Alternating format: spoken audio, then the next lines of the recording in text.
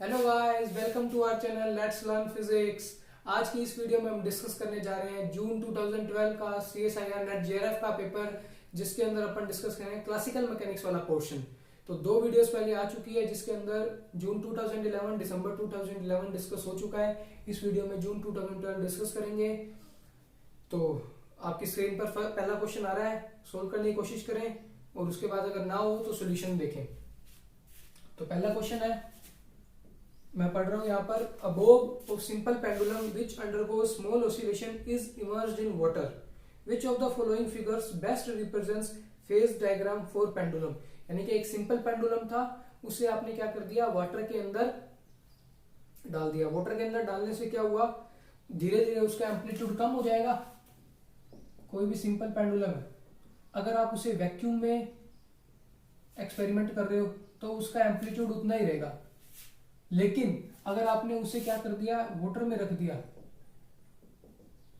तो उस पर क्या लगेगा, ड्रैग लगेगा, रेजिस्टेंस लगेगा, और धीरे धीरे उसका एम्पलीट्यूड क्या हो जाएगा, कम हो जाएगा। मान लो पहले वो यहां तक जा रहा था, तो वो यहां तक जाएगा, फिर यहां तक, और धीरे धीरे क्या हो जाएगा, जीरो हो जाएंगे। एम्पलीट्यूड क्या हो जाएंगे, जीरो, ओसिलेट नहीं करेगा वो।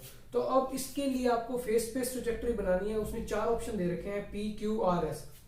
ठीक है, अब ऑप्शन से एलिमिनेट करने की कोशिश करो। जब भी फेस स्पेस ट्रैजेक्टरी का क्वेश्चन आए तो पहले कोशिश करो कि आप ऑप्शंस कितने एलिमिनेट कर सकते हो।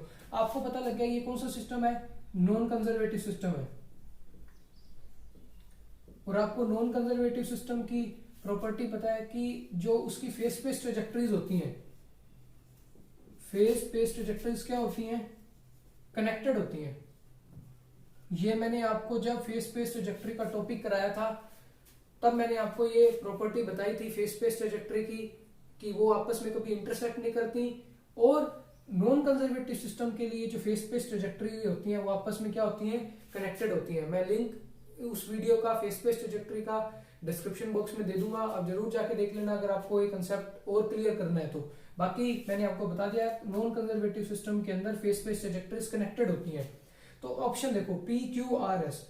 आर ऑप्शन कभी भी नहीं हो सकता, क्योंकि उसके अंदर सिर्फ एक ही डायग्राम बनाया हुआ है। इससे अपन कभी बता ही नहीं सकते कि इसका एम्पलीट्यूड कम हो रहा है। अपन एक डायग्राम से कैसे बता देंगे, आपने एक बना दिया, अब वो अपन को पता ही नहीं कम हो रहा है, ज्यादा हो रहा है, धीरे धीरे क्या हो रहा है, अपने को पता है धीरे धीरे एम्पलीट्यूड क्या हो रहा है, कम हो रहा है। यानी कि आर ऑप्शन और P ऑप्शन अपने कभी भी सही नहीं हो सकते, क्योंकि उसके अंदर अपने को करेक्ट इंफॉर्मेशन ही नहीं मिल रही है कि अपना सिस्टम नॉन कंजर्वेटिव है। बट Q और S देखो आप, उसके अंदर कुछ स्पाइरल सा पाथ दिया हुआ है। ठीक है, यानी कि अपन उसके अंदर कुछ कह सकते हैं कि यस धीरे धीरे क्या हो रहा है, अपन का एम्पलीट्यूड क्या हो रहा है, कम हो रहा है।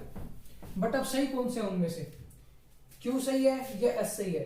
अब देखो Q मैं यहाँ पे बना के दिखा रहा हूं आपको, P और X के बीच में वो कुछ U है, U एरो बना हुआ है इसके अंदर। ये ऑप्शन है आपका Q, और S ऑप्शन आपका दिया हुआ है कुछ U एरो। इन एरोस की हेल्प से ही अपन को पता लगेगा कि कौन सा करेक्ट ऑप्शन है, Q ऑप्शन करेक्ट है कि S ऑप्शन करेक्ट है। यहां देखो एरो कैसा दिया हुआ है, इस डायरेक्शन में, और यहाँ एरो कितना दिया हुआ है, बाहर की डायरेक्शन में। यानी कि बाहर की डायरेक्शन में एरो, इसका मतलब अपना पार्टिकल यहां से शुरू हो रहा है, यहां से शुरू हो रहा है, और धीरे धीरे क्या हो रहा है, बढ़ रहा है, बढ़ रहा है, बढ़ रहा है, फिर और बढ़ेगा, और बढ़ता जाएगा, बढ़ता जाएगा। लेकिन अपना सिस्टम क्या हो रहा है, कम हो रहा है, डैम्प हो रहा है, धीरे धीरे एम्पलीट्यूड क्या हो रहा है, कम हो रहा है, और एट लास्ट एम्पलीट्यूड क्या हो जाएगा, जीरो हो जाएगा। तो ये ऑप्शन उसको करेक्ट बता रहा है। देखो पहले एम्पलीट्यूड क्या था, कुछ ज्यादा था, फिर धीरे धीरे क्या हो रहा है, कम हो रहा है, कम हो रहा है, कम हो रहा है, कम हो रहा है, और एट लास्ट कहां आ रहा है, यहां आके रुक गया, यहां आके रुक गया। लेकिन इस ऑप्शन में उल्टा था, यहां से शुरू हो रहा है, और वो अपन को पता कैसे लग रहा है शुरू हो रहा है एंड हो रहा है, इन एरोस की हेल्प से। ये अपन एरोस ही अपन को बताएंगे कि डिक्रीज कर रहा है कि इंक्रीज कर रहा है ये कर्व, और अपन को पता है जो डिक्रीज करेगा वही वाला करेक्ट ऑप्शन होगा। तो यहाँ ये डिक्रीज कर रहा है और अपना एम्पलीट्यूड भी डिक्रीज कर रहा है ऑसिलेशन का, तो अपना S ऑप्शन क्या होगा, करेक्ट होगा, यानी कि D ऑप्शन करेक्ट होगा, क्योंकि D के अंदर S कर्व आपका दिया हुआ है। तो फेज स्पेस ट्रैजेक्टरी का ये पहला क्वेश्चन था, बहुत अच्छा क्वेश्चन था। आपको इसके अंदर बस अपनी लॉजिकल थिंकिंग से, प्रॉपर्टीज की हेल्प से इस क्वेश्चन को सोल्व करना था। इसके बाद सेकंड क्वेश्चन मैं पढ़ने जा रहा हूँ, आपकी स्क्रीन पर आ गया है। Two events separated by a spatial distance 9 × 10⁹ metre are simultaneous in one inertial frame. The time interval between these two events in a frame moving with a constant speed 0.8 c। क्या option दे रखे हैं? 60 seconds, 40 seconds, 20 seconds, 0 second.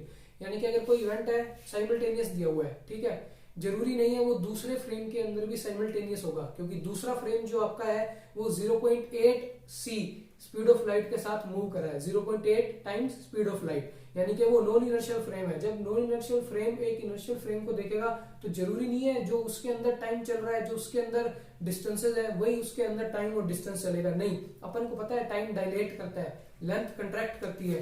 तो इसीलिए इसका एक direct formula है, जो कि अगर आपने थ्योरी पढ़ी होगी तो आपको मिला होगा, T2 - T1 = T2 dash minus T1 dash plus V/c² x2 dash minus x1 dash divided by 1 - V²/c² का रूट। ये जो डैश वाली टर्म्स है वो इनर्शियल फ्रेम्स के अंदर रिप्रेजेंट हो रही है, यानी कि T2 - T1 डैश जो आपका है वो इनर्शियल फ्रेम के अंदर टाइम डिफरेंस है। ये x2 dash minus x1 dash जो है आपका इनर्शियल फ्रेम के अंदर स्पैटियल डिस्टेंस है, और ये जो आपका है T2 - T1, ये जो नॉन इनर्शियल फ्रेम जो मूव कर रहा है 0.8 टाइम स्पीड ऑफ लाइट के साथ, उसका टाइम डिफरेंस है। तो अपन को क्या दिया हुआ है कि इनर्शियल फ्रेम के अंदर टू इवेंट साइमल्टेनियस है, यानी कि ये वाली चीज क्या है, 0। साइमल्टेनियस का मतलब एक साथ हो रहे हैं, यानी कि उनके बीच में टाइम का कोई डिफरेंस नहीं है। और v कितना दिया हुआ है, 0.8 times c speed of light. x2 - x1 dash कितना दिया हुआ है, 9 × 10⁹ मीटर्स। और ये वाली टर्म कितनी आएगी, 1 - v², यानी कि 0.8 का स्क्वायर 0.64 c² का रूट।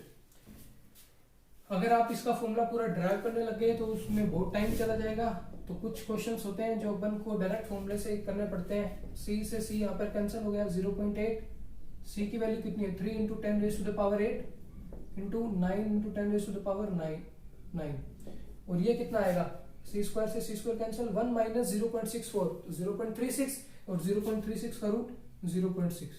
तो यहाँ पे क्या कैंसिल हो रहा है, 10⁸ से 10⁹ एक टाइम बचेगा, और इधर ये आ गया 3, यानी कि 8 3 × 24, 2.4 डिवाइडेड बाय 0.6 इंटू 10। तो ये कितना आ गया, 6 × 24, ये आ गया 40 सेकेंड।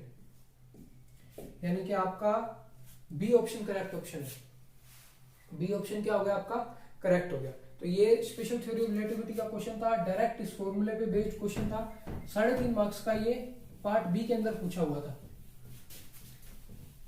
अब नेक्स्ट क्वेश्चन आपकी स्क्रीन पर आ रहा है, पढ़ें और उसको सोल्व करने की कोशिश करें।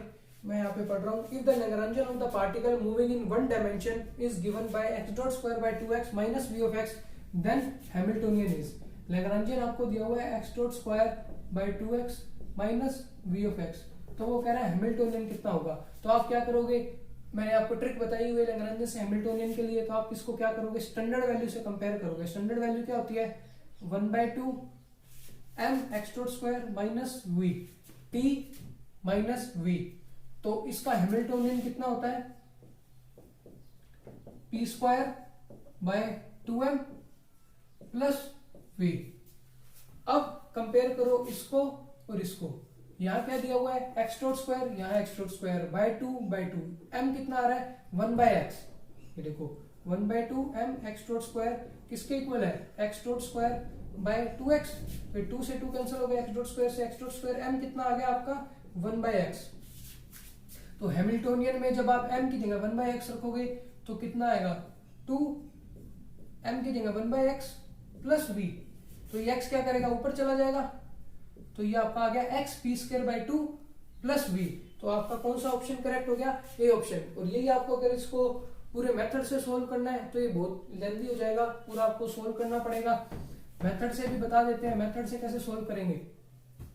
आपको पता है del L by del x dot क्या होता है, मोमेंटा, ठीक है। तो आप इसके साथ डेरिवेटिव करोगे L का x डॉट के साथ, p आएगा, और फिर हैमिल्टोनियन को कन्वर्ट करने के लिए क्या लिखोगे, x dot p minus l। ये चीजें मैंने आपको कराई हुई है जब मैंने आपको टॉपिक करवाया था लैग्रांजियन से हैमिल्टोनियन कन्वर्जन का, तो लिंक मैं इसका डिस्क्रिप्शन में दे दूंगा, आप वो वीडियो देख सकते हैं। लेकिन ट्रिक से करेंगे तो बहुत इजी हो जाएगा और जल्दी हो जाएगा कम टाइम में। अब अगला क्वेश्चन मैं पढ़ने जा रहा हूँ। A horizontal circular platform rotates with a constant angular velocity omega directed vertically upwards. A person seated at the center shoots a bullet of mass m horizontally with the speed v. Acceleration of the bullet in the frame of reference of shooter is. तो ये जो question है कोरोलियोसिस force का question है। इसके अंदर आपको non inertial frame दिया हुआ है जो कि रोटेट कर रहा है।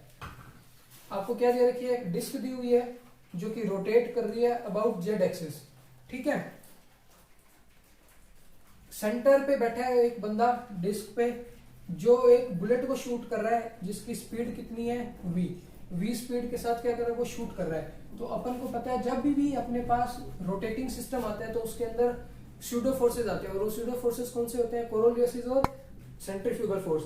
तो कोरोलियोसिस फोर्स तब आता है जब उस फ्रेम के अंदर कोई ऑब्जेक्ट मूव कर रहा हो स्पीड के साथ, और उसका मैग्नीट्यूड कितना होता है, -2m omega cross v। Omega अपन को यहां कितना दिया हुआ है, साई ओम, साई नहीं ओम, और v कितना दिया हुआ है आपको, v। तो आप देख लो ये डिस्क है, इस डायरेक्शन के अबाउट घूम रहा है, तो ओमेगा किधर है, इधर। आपने मान लो डायरेक्शन किस डायरेक्शन में बुलेट शूट की है, इस डायरेक्शन में, v डायरेक्शन में, तो ओमेगा क्रॉस v, ओमेगा इधर है, v इधर है, तो राइट हैंड थंब रूल से ओमेगा v। तो ये किधर आ रहा है, थंब की डायरेक्शन, तो थंब की डायरेक्शन किधर आ रही है, लेफ्ट में, बट माइनस साइन पहले ही है, तो यानी कि थंब की डायरेक्शन किधर हो जाएगी, राइट में। यानी कि जब मैन कोई शूट करेगा तो उसे क्या लगेगा, राइट में जा रही है। तो ऑप्शन कौन सा अपना सही होगा, ए ऑप्शन करेक्ट होगा। जो अपन को एक्सेलरेशन बता रहा है 2v ओमेगा 2 इज राइट। मास से डिवाइड कर दोगे तो ये आएगा 2 ओमेगा v, और डायरेक्शन की आगे टुवर्ड्स राइट। आप जरूरी नहीं है इस डायरेक्शन में शूट करो, आप इस डायरेक्शन में शूट करके देख लो। जैसे मैं आपको फेस कर रहा हूं, ये डिस्क है, मैंने इधर की तरफ बुलेट शूट की और ओमेगा ये है, तो ओमेगा ये रहा, v ये रहा, तो ये किधर आ रहा है, ओमेगा क्रॉस v। थंब इस डायरेक्शन में है यानी कि मेरे लेफ्ट में, बट माइनस साइन आएगा, माइनस साइन से आने से क्या हो जाएगा, टुवर्ड्स माय राइट, ठीक है। तो आप अगर अपनी तरफ से करके देखोगे, किसी भी डायरेक्शन में शूट करके देख लेना, किसी भी डायरेक्शन में, वो डायरेक्शन जो आएगी कोरोलियोसिस फोर्स की टुवर्ड्स योर राइट ही आएगी, ठीक है। जरूर करके देखना ये, इससे आपका क्वेश्चन क्लियर हो जाएगा। ये क्वेश्चन भी 3.5 मार्क्स के अंदर पूछा हुआ था। अब नेक्स्ट क्वेश्चन आपकी स्क्रीन पर आ रहा है, उसे पढ़े और करने की कोशिश करें। पॉइजन ब्रैकेट का क्वेश्चन है, ये आपको R दिया हुआ है, P दिया हुआ है, और इसका पॉइजन ब्रैकेट निकालने को बोला है। तो पॉइजन ब्रैकेट आपको पता है क्या होता है, U और V का अगर आपको पॉइजन ब्रैकेट निकालने को बोला है तो आपको क्या करना होता है, U का Q के साथ, V का P के साथ, माइनस U का P के साथ और V का Q के साथ। और अगर यही आपको कोऑर्डिनेट्स ज्यादा दे रखे हो, जैसे कि यहाँ पे ये Q है, Q की जगह X हो सकता है, Y हो सकता है, Z हो सकता है। जैसे कि यहाँ पे R का मैग्नीट्यूड कितना है, x² plus y² plus z² का रूट, ये इसका मैग्नीट्यूड है। और P का मैग्नीट्यूड कितना है, जनरली 3 डायमेंशन में तो मोशन होगी, p² y plus p² z, तो ये इसका 3 डायमेंशन के अंदर है। तो इसके अंदर कितने वेरिएबल आपके पास हैं, 3, 1 2 3। तो ये जो पॉइजन ब्रैकेट का फॉर्मूला है वो समेशन में कन्वर्ट हो जाता है, i = 1 से n। x के साथ करोगे पहले px के साथ, फिर y और py के साथ, फिर z और pz के साथ। तो पहले अपन निकालते हैं x वाला केस, यानी कि r को किसके साथ करना है, x के साथ, p को किसके साथ करना है, px के साथ, माइनस r को करना है px के साथ और p को करना है x के साथ। तो अपन r कितना था, x² plus y² plus z² का रूट कितना था, x² plus y² plus z² का रूट। तो इसका डिफरेंशिएशन करोगे विद रिस्पेक्ट टू x, तो इसकी पावर कितनी है, 1/2। तो 1/2 आगे आएगा और 1/2 -1, तो वो -1/2 हो जाएगी, नीचे आएगी तो कितनी हो जाएगी, प्लस 1/2। फिर आप x के साथ करोगे कितना आएगा 2x। सिमिलरली p क्या होता है p² plus p² plus p² का रूट, तो ये भी सेम क्या आएगा 2px और p² plus p² plus p² का रूट, और 1/2 भी आएगा साथ में।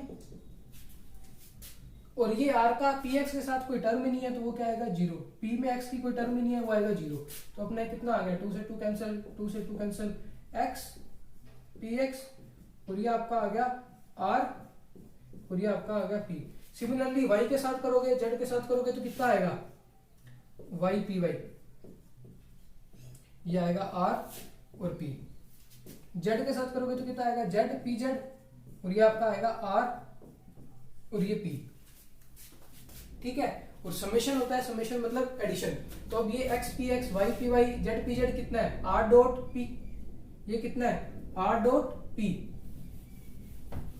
क्योंकि x क्या होगा x i cap plus y j cap plus z k cap, और p कितना होगा p x i cap plus p y k cap plus p z k cap. तो उसका डॉट प्रोडक्ट करोगे तो क्या आएगा x px y py z pz, तो ये कितना आ गया r डॉट p, और नीचे क्या है इनका मैग्नीट्यूड। अब इसे कैसे लिख सकते हो r का वेक्टर बाय r का मैग्नीट्यूड डॉट p का वेक्टर बाय p का मैग्नीट्यूड। तो ये क्या बन गया, ये r का यूनिट वेक्टर डॉट ये p का यूनिट वेक्टर। तो अपना कौन सा ऑप्शन करेक्ट आ गया इसके अंदर, बी ऑप्शन करेक्ट हो गया। तो ये बहुत इजी क्वेश्चन था, और ये 5 मार्क्स का क्वेश्चन था पॉइजन ब्रैकेट का। डायरेक्ट आपको फॉर्मूला लगाना है और पार्शियल डेरिवेटिव करना है with respect to x y z px py pz। जरूरी नहीं है इन तीनों के साथ करो, x और px के साथ करने पर ही आपका काम चल रहा है, क्योंकि जनरलाइज करके y और pz के लिए सॉल्व हो गया है क्वेश्चन। अब नेक्स्ट क्वेश्चन है आपकी स्क्रीन पर, consider the motion of classical particle in one dimension double well potential if the particle is displaced infinitesimally from the minimum on the positive x axis and the friction is neglected, then 4 option दे रखे हैं ABCD। देख लेते हैं video सही चल रहा है कि नहीं। यस सही चल रहा है। तो ये क्वेश्चन आपने कर लिया होगा, आई होप आपने ये क्वेश्चन कर लिया होगा। अगर नहीं किया है तो इसका सॉल्यूशन देखिए। पोटेंशियल आपको दिया हुआ है 1/4 x² - 2 का स्क्वायर। तो SHM परफॉर्म करेगा, क्वेश्चंस में ऑप्शंस में क्या दे रहा है SHM परफॉर्म करेगा, और ओमेगा उसका होगा 2 √2 ऐसे कुछ ऑप्शन दिए होंगे। यानी कि अपन को क्या करना है, स्मॉल ऑसिलेशन का क्वेश्चन है, फर्स्ट डेरिवेटिव करना है। फर्स्ट डेरिवेटिव करोगे तो कितना आएगा 2 आगे x² - 2, फिर x² - 2 का कितना आ गया 2x। इसे क्या करना है इक्वल टू 0 पुट करना है, तो 2 2 4 गया, तो x कितना आ गया 0 या plus minus √2। x² - 2 equal to 0, x² equal to 2, तो x कितना आ गया प्लस माइनस √2। तो डबल डिफरेंशिएशन किया, डबल डिफरेंशिएशन में क्या होगा, x के अंदर जाएगा x³ माइनस 2x, इसका डिफरेंशिएशन करोगे 3x² - 2। अब आप वैल्यू निकालो v'(x) की, x इक्वल टू 0 पे, x इक्वल टू 0 पे कितनी वैल्यू आ रही है -2। -2 क्या है लेस देन 0, इसका मतलब ये क्या है मैक्सिमा। मैक्सिमा मतलब अनस्टेबल इक्विलिब्रियम है, तो ये तो कोरस्पॉन्ड नहीं करेगा आपकी SHM को। अब यही आपने वैल्यू निकालते हैं प्लस माइनस √2 पे, तो ये कितना आ रहा है 3x² - 2, x² 2, 3 to the 6 - 2 4। तो अपने पास ये वैल्यू कितनी आ गई 4। 4 क्या है ग्रेटर देन 0, यानी कि ये क्या है अपने पास मिनिमा, और मिनिमा कोरस्पॉन्ड करेगा किसको, स्टेबल इक्विलिब्रियम को। तो जो स्टेबल इक्विलिब्रियम को कोरस्पॉन्ड करेगा तो उसके कोरस्पॉन्डिंग ओमेगा आएगा, उस ओमेगा की वैल्यू कितनी होगी,